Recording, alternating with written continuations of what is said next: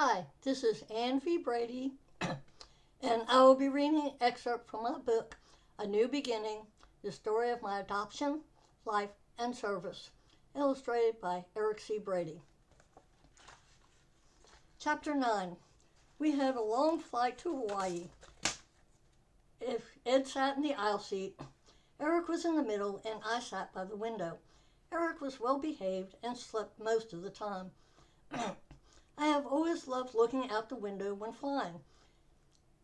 As we were approaching Hawaii, I looked out the window and saw a tripler AMC. It was hard to miss a bright pink building.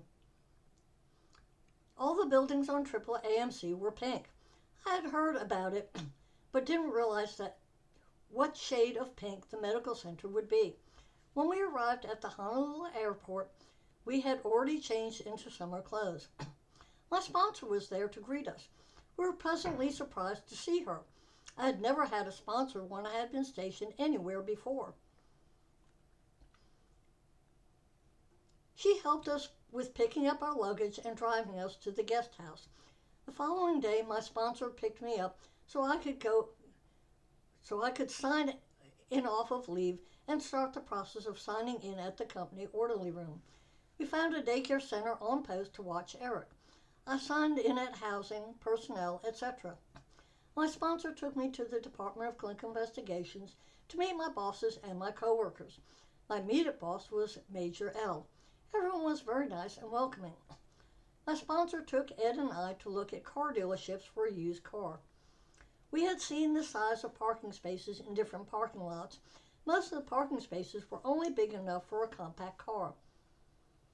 We had decided we wanted to buy a used compact car for about $1,000. Ed would tell the salesman at each dealership that we wanted a compact car for about $1,000. Yet the salesman would start off by showing us large cars. They tried not to show us small cars. At one dealership, the salesman showed us Cadillacs, a Lincoln Continental, etc. Ed had seen a yellow compact car and said, "I'll give you $800 for it."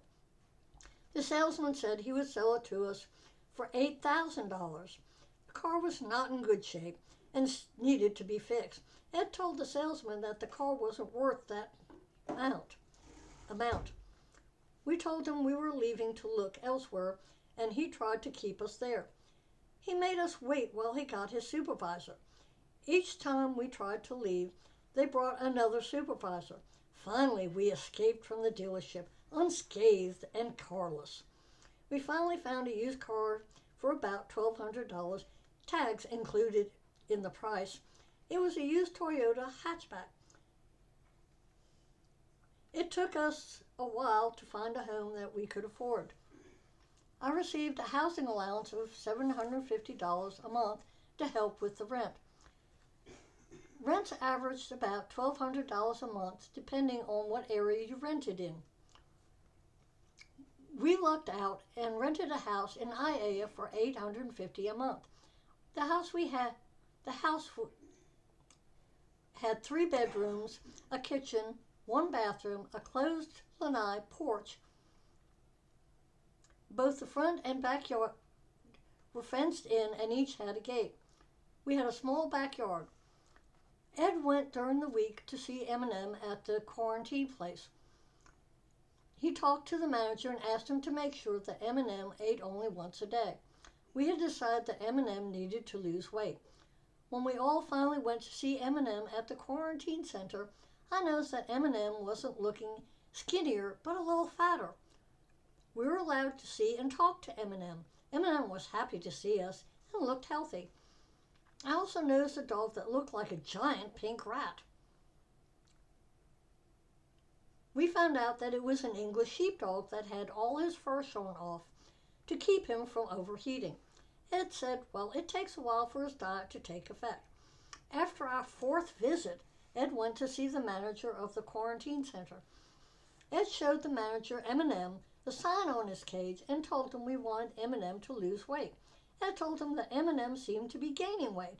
In fact, Eminem was starting to look like a barrel with legs. The manager called a young woman into his office. The woman's job was to feed the animals. He talked to her about feeding M&M. He explained the dog was too heavy and needed to lose weight. The manager then asked if she's feeding M&M food for a 25-pound dog. She told him that she was feeding M&M that way twice a day. When the manager chided her and told her that M&M was gaining weight, she said, "But he looks so sad with his eyes." The manager told her beagles always look like that. They placed a sign on M&M's cage door with instructions to feed only once a day. We found a naval daycare center for Eric to stay in while we worked. Ed worked for a scrap yard. They fixed vehicles and sold car parts off wrecked and totaled cars. The Naval Daycare Center was open to naval personnel first and other military personnel as openings were available. The woman in charge of the daycare center treated all of the children the same with love and care. Eric loved the daycare center. I worked with Major L on a Pseudomonas aeruginosa vaccine. Major L had created the vaccine and I helped him with determining how long the vaccine was effective after being frozen. The vaccine was to be used on patients that were immunocompromised. Pseudomonas aeruginosa lives in our intestines as normal flora and doesn't spread unless a person is immunocompromised. Such a person suffering from third-degree burns, an autoimmune disease, or cancer. The Pseudomonas can grow unchecked because the person doesn't have the antibodies to attack the bacteria. The vaccine would protect these patients from dying from infection. I enjoyed working with Major L. He was very professional. One thing we found out was by putting a pink dot on my Army ID, I received Kaimana local rates when going to Hawaiian shows or zoos. Both Ed and I got pink dots on our ID cards. We could use our cards to bring up to 6 guests with us at reduced rates. Over the 4 years we were in Hawaii, we had relatives visiting us that had never visited us before. We spent a lot of time going to different beaches on the island and going to the flea market at the Aloha Stadium. The undertow at some of the beaches was tremendous. We looked to find a beach where Eric could safely go into the water. We would hold Eric's hand when we went into the ocean. Eric had a scare when a wave knocked him down and he was almost dragged away from the shore. We were able to grab him and get him to the beach. Eric was careful of going into the water after that. The commute at rush hour was a nightmare. Hawaii had 2 Hawaii highways, and normally it would take about half an hour to travel the whole island. During rush hour, a 15-minute commute to work could take between 45 minutes and an hour. I would take Eric with me and drop him off at the daycare on my way to work. At lunchtime, there were many options besides the hospital cafeteria. Ed bought himself a car to get to work. Sometimes I would eat off base. Hawaii had lunch stands where you could get kimchi or Colby ribs, or you could go to McDonald's and get 6 egg rolls for $1. I enjoyed working with Major L. On occasion, Ed would work on Major L's car. When we weren't home, we kept M&M in the backyard so that he wouldn't get loose and get hit by a car. The road we lived on was a high-traffic road. One weekend, we were just relaxing at home. Eric was playing in the backyard. We kept an eye on him, but all of a sudden he started screaming. Ed ran out and looked at Eric to see what the problem was. Eric had found some small peppers growing in the backyard and had pulled some. He proceeded to put the peppers in his mouth while squirting the pepper juice in his eyes. So we ran to the bathroom and splashed water in his mouth and eyes to ease the suffering. We had been trying to break Eric of putting everything in his mouth by telling him no whenever he put something non-edible in his mouth. After the incident with the small peppers, he never put anything non-edible in his mouth again. Sometimes we would take Eric to Waimea Falls. They had botanical gardens with plants and trees from all over the world. They had a small zoo with several peacocks and peahens. The falls were beautiful and they performed diving shows at the falls. The audience wasn't allowed in the water at all. We made sure to go on a Military Appreciation Day because there was free admission for active duty military and their families.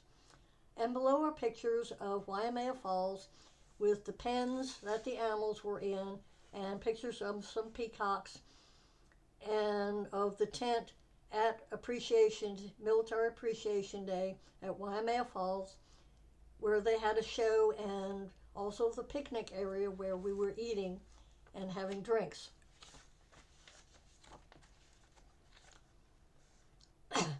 While I worked with Major L, he was kind enough to add me as a co-author on 2 papers.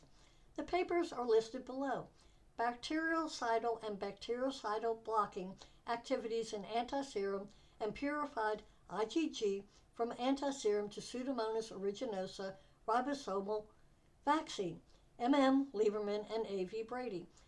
Federal American Society of Experimental Biological Proceedings, 1987, abstract.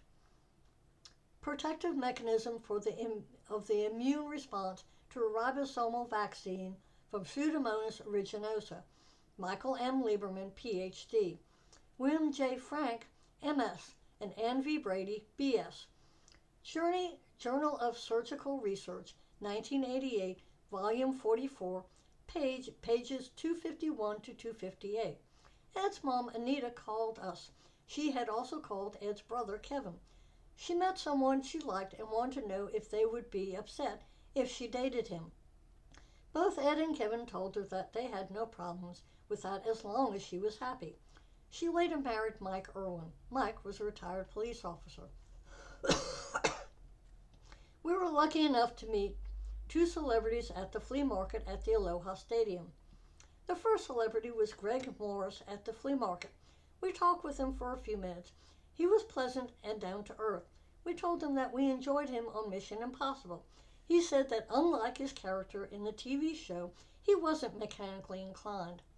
He said whenever his character Barney had to fix something, they would break away and let a pro do it. Then they would show him finishing up. We also met Famous Amos before he became famous. Wally Amos was selling his cookies at the flea market, and we bought a pack. His cookies were great tasting. When he sold them in the stores, we would buy them.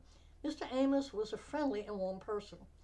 One day I decided to go back to college and try to get my master's degree in microbiology. I asked Major L about going back to college.